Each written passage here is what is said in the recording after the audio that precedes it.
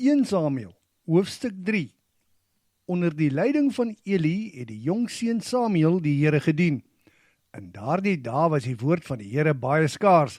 Daar was ook nie visioene om van te praat nie.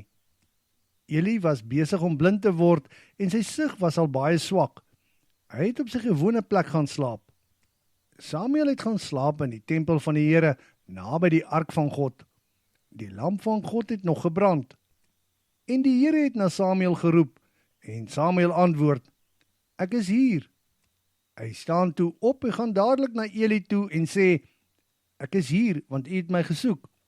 Eli sê egter, nee my kind, ek het jou nie gesoek nie, jy kan maar weer gaan inkruip. Samuel is terug na sy slaapplek toe. En die Here roep weer na hom, Samuel. Dadelik het Samuel opgestaan en weer na Eli toe gegaan. Ek is hier, want u het na my gesoek.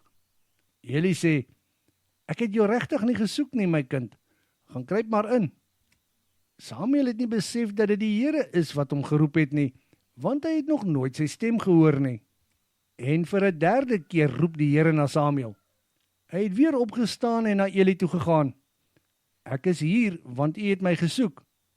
Dis toe dat Eli besef dat dit die Here was wat na Samuel geroep het.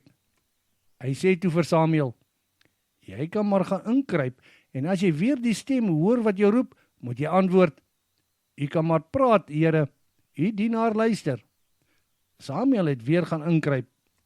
Toe het die Here daar gestaan en soos die ander keer geroep, Samuel, Samuel, en hy antwoord, u kan maar praat, Here, u dienaar luister. Daarop sê die Here vir Samuel, dit wat ek gaan doen in Israel, sal die mense se ore laat tyd wat daarvan hoor. Die tyd is naby dat ek alles in vervulling gaan bring wat oor Eli se huis uitgespreek is. Per ewig en altyd gaan ek 'n oordeel bring oor die sondes van sy huishouding waarvan hy geweet het. Hy het versuim om sy seuns ernstig te bestraf, terwyl hulle hul sleg gedra en skandes veroorsaak.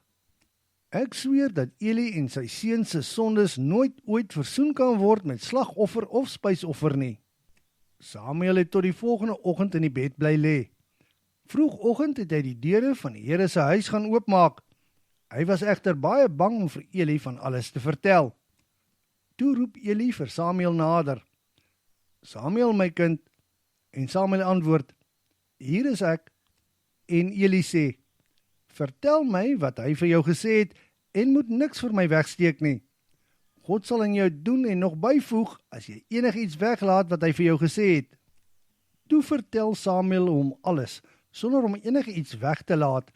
En Eli sê, laat die Here doen soos hy goeddink. Hy is tog die Here.